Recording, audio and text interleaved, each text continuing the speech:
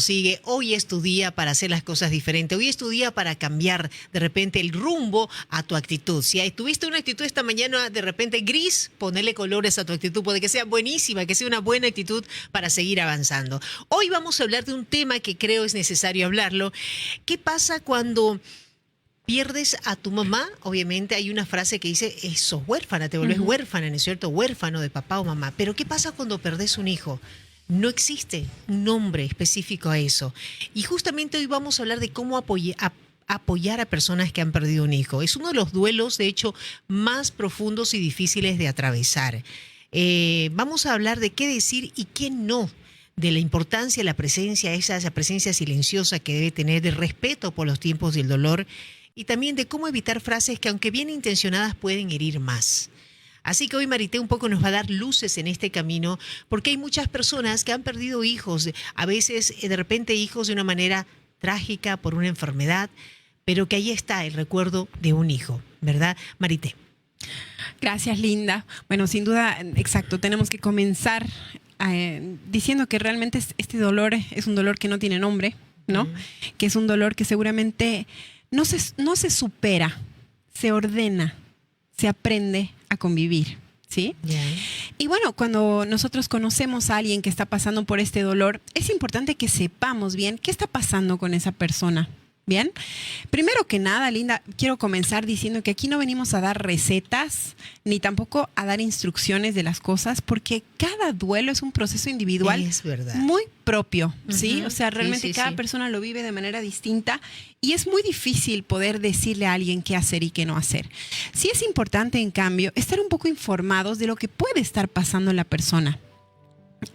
Tradicionalmente conocemos 5 etapas del duelo, ¿sí? Conocemos la primera etapa, que es la negación. Es en la que dices, no puede ser que esto esté pasando, claro. Que uno niega realmente esa triste, cruda y dolorosa realidad, ¿sí?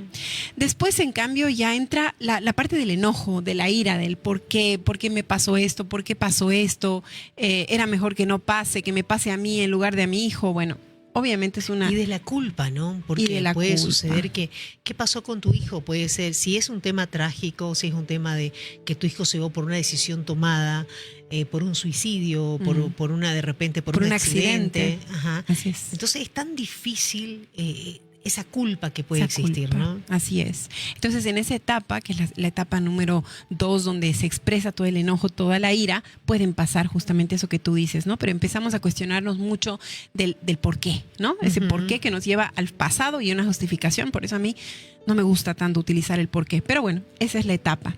Después, en cambio, pasamos a la etapa de la negociación, Linda, donde empezamos a ver, bueno, ¿y qué pasa si intento esto para mi vida? Empezamos tal vez a resignificar ciertas cosas, ciertas relaciones. Nos sentimos un poco más listos para no normalizar nuestra vida, pero sí para abrirnos a algo positivo en nuestra vida. Empezamos a negociar con nosotros mismos, ¿sí? Y después de eso, aunque no me creas, recién como que esta cuarta etapa viene a ser lo que es la depresión.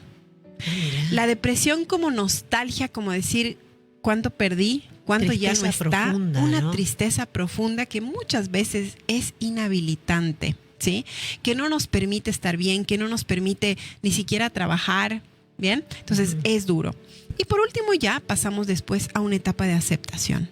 Como te decía, esas son las etapas tradicionales del duelo. Pero ahora, en cambio, se sabe que esto no tiene por qué ser así lineal, ¿sí? Podemos transitar una etapa y después, nada, volver y retroceder. O podemos avanzar y pensar que ya estamos más adelante. Decir, no, esto yo ya lo tengo aceptado. Y de pronto nos volvemos a enojar. Claro. ¿Sí? Claro. Entonces, ese es el tema más complicado que de pronto podemos sentir las personas que estamos acompañando un duelo. Porque decimos, pero no entiendo. Si ya estaba bien, si ya estaba pensando en trabajar, si ya estaba pensando en volver a hacer esto, ahora... Claro. Hoy día despertó con este humor, con esta falta de ilusión, de esperanza, ¿no? Y es justamente por eso, porque las personas que pasan por duelos, que pasamos por duelos, podemos transitar una y otra etapa, inclusive en el mismo día. Bien, ya sabemos entonces qué es lo que pasa con esta persona. Así es. ¿Cómo las personas que no están en el duelo pueden acompañarlas? Lo primero, Linda, es respetar el duelo de la otra persona. Y evitar esas frases que son tan dolorosas, ¿no? Que uno recibe a veces que te dicen, no, pero todo va a estar bien. O qué bien que se fue, digamos, por algo se fue. O por algo pasan las cosas, Uh-huh. ¿no es cierto? Por algo pasan las cosas, todo va a estar bien, tienes que reponerte, tienes otros motivos para estar bien, tienes otros hijos. Exacto. ¿No? Exacto. O sea, y eso es lo peor que podemos hacer. Obviamente lo hacemos con nuestra mejor intención, pero en realidad lo que estamos causando en la otra persona es que no puede ver en ese momento eso que tú le estás haciendo querer ver. Uh-huh. Entonces, de pronto, Linda, lo mejor es acompañar y de pronto solamente preguntarle a la persona de qué manera le gustaría que estemos cerca. ¿Sí? Sí, me parece algo que está diciendo muy importante porque yo viví recientemente un duelo muy fuerte, ¿no? Si bien no fue de un hijo, pero fue de una madre. Uh-huh. Y yo creo que algo que me hacía bien, que me hizo bien, fue una persona, una amiga que se acercó y solamente se sentó. Uh-huh. Exacto. No habló nada, se sentó y dijo, y me dice así, me mira y me dice, ¿está todo bien? ¿Querés ir a comer? ¿Querés hacer? O sea, más o menos, pero estaba ahí. Estar, la presencia. O sea, la presencia. La ¿no? sola presencia para una persona que está pasando por Eso duelo es significa un montón. Sí, de ahí la persona va a tomar lo que necesite. Correcto. ¿No? Si en ese momento tú necesitabas ese silencio, lo tuviste. Si necesitabas un helado, fuiste con ella. Si necesitabas un abrazo, lo obtuviste de ella. Y si no necesitabas nada, sabías que ella estaba cerca. Exacto. Exacto. ¿No? Sí, eso por ejemplo, para mí ha sido muy interesante y muy significativo. Sino, o personas que se acercan y comienzan a hablar de sus problemas. Ay, no. Sí, o comparar, no decir, bueno, sí, mi mami también falleció, Sí. O sea, Sí. si uno dice, yo bueno, me acuerdo pero cuando mi mamá falleció, decía, sí, lo que me sirvió fue tal cosa, o no hagas esto, no, es lo peor. Es lo peor, las Sí. comparaciones. Sí, O sea, no sí. es como vos dijiste al principio, no es lo mismo. El proceso de duelo no es lo mismo para otra persona, no es igual. Ninguno, es totalmente individual. Y en el caso que estamos hablando hoy, Linda, del duelo especialmente por un hijo, puede ser tan doloroso que también hay que estar al pendiente de la persona que ha perdido el hijo. Exacto. En sus necesidades básicas. Porque esas personas pueden dejar de comer, Sí. pueden dejar de tomar agua, pueden dejar de respirar, Linda, imagínate. O sea, es tal el dolor que sienten que hay que estar también un poco pendientes sin obligar, pero sí estar pendientes de que estén recibiendo y que estén atendiendo sus necesidades básicas, por lo menos. ¿Sí? Totalmente. Otra cosa que es muy importante es intentar crear y que tomen conciencia de que necesitan apoyo profesional. ¿Sí? El duelo de un hijo no es un duelo que simplemente es natural y se transita, a diferencia del de los padres. Claro. El duelo de un hijo viene a romper el orden natural. Uno no debería vivir ese duelo, ese dolor tan inmenso. Entonces, necesita sí o sí el apoyo terapéutico de un profesional psicólogo, de un profesional psiquiatra, que te pueda acompañar a resignificar tu vida, porque obviamente tu vida cambia. Entonces, es importantísimo también que si estamos acompañando, intentemos crear esa conciencia de que la otra persona pueda ver que necesita recibir ayuda, pero ayuda profesional. Otra cosa que no debemos hacer, Linda, también es como decíamos, no solamente va por el hecho de decirle a la persona, qué sé yo, sino de minimizar bajo ningún punto de vista Claro. el duelo. ¿Sí? Porque esa persona puede estar sintiendo, como tú decías, tristeza, rabia, culpa, envidia, cansancio, frustración. O sea, todos los sentimientos que están asociados con algo negativo lo siente una persona que ha perdido un hijo. Mira, Todos. mira. Todos. Entonces, el hecho de poder decir, mira, o sea, tú tienes este proceso, yo lo respeto y no te apuro y no te digo, no, pero a ver, ya ha pasado un año, ya han pasado 2 años, no tiene nada que ver con el hecho de más bien celebrar los pequeños logros que uno vaya viendo en la persona. Correcto. ¿Sí? O sea, así como es importante respetar el tiempo de duelo, también es importante y muy valioso el poder hacer notar a la persona los logros que vamos viendo. ¿Sí? Ay, qué lindo, veo que hoy día te peinaste diferente, cómo te sientes, veo que has hecho diferente, te veo mejor, Entonces también es Exacto. importante que la otra persona, porque muchas veces también el cuerpo nos obliga a estar un poco mejor, pero nosotros no somos ni siquiera conscientes de eso. Hemos perdido la capacidad de disfrute. Y muchas personas entran, cuando están en la etapa de la depresión, en un aplanamiento de las emociones, Linda. De pronto ya no pueden sentir tristeza, ya no pueden sentir alegría, simplemente están planos. Mira vos. ¿Sí? Eso se llama la disociación también emocional. O sea, perdemos esa capacidad de sentir realmente, nos aplanamos. Y ahí es cuando más necesitamos la compañía y la presencia de que los otros nos hagan ver que estamos avanzando, que hay algo diferente o que no estamos avanzando y que necesitamos algo más.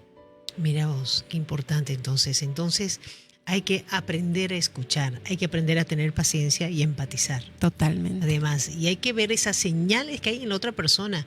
Y hay mucha, de hecho, hace unos días pasados vino a sentarse con nosotros Sofía 20 Millas, una mujer de 84 años que perdió a su hijo hace más de 8 meses, pero lo perdió así de una manera así intempestiva, ¿cierto? Por un tema de salud que se complicó y ya, digamos, ¿no? Pero ella, en todo lo que es en adulto mayor y todo, ella está viendo cómo depurar ese sentimiento quizás que la puede tirar para abajo, ¿no? Así De es. tristeza, depresión, de extrañar a su hijo. No. Lo bueno de eso es que está la familia. Ujú. Ella Así es. decía, está mi familia, nos contenemos entre todos. Cuando lo extrañamos a mi hijo, porque su hijo es mayor y son varios los hermanos, entonces dice que se juntan entre ellos. Así es. Qué importante es eso, ¿no? Sí, porque en realidad lo que falleció es el cuerpo físico, pero esa persona sigue estando presente y tal cual como dice en la película Coco, no hay que olvidarnos también. Hay que, o sea, obviamente no olvida, pero sí, a veces intencionalmente no hablamos de la persona que falleció porque, ay no, se va a poner triste si tocamos el tema, qué sé yo. En cambio, hablarlo sana. Exacto. El honrarlo, el recordarlo, el tener cerca, el poder sentir lo que sentía en cuanto a inclusive, no sé, la comida que le gustaba, el recordarlo a través de una fotografía, de un gesto, de una palabra, de un Claro, texto. eso te ayuda, ¿no? Es importante porque te ayuda a tenerlo presente, ¿no? Y también entender, Linda, y con esto realmente quisiera detenerme un poquito, y es entender qué es la muerte, ¿no? ¿Qué entendemos nosotros en este mundo occidental? ¿Qué es la muerte?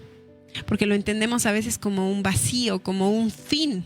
Y en Exacto. realidad, por ahí ponernos a pensar qué hay más allá que no sabemos y que también es una trascendencia, ¿no? La persona Claro. trasciende a otro plano y los que, según el credo de la persona, tener esa fe y esa confianza en que te vas a volver a encontrar con esa persona por un lado, o las personas que tienen otro tipo de credo también pensar qué pasa después de eso, ¿no? ¿De qué manera vamos a seguir en contacto? Y por supuesto que eso también es diferente. El hecho de entender la muerte como tal te hace pensar y sentir de manera distinta. Qué lindo. Yo en este momento, Linda, estoy atravesando por un duelo personal porque falleció hace poquito nada más, una semana, una amiga muy querida.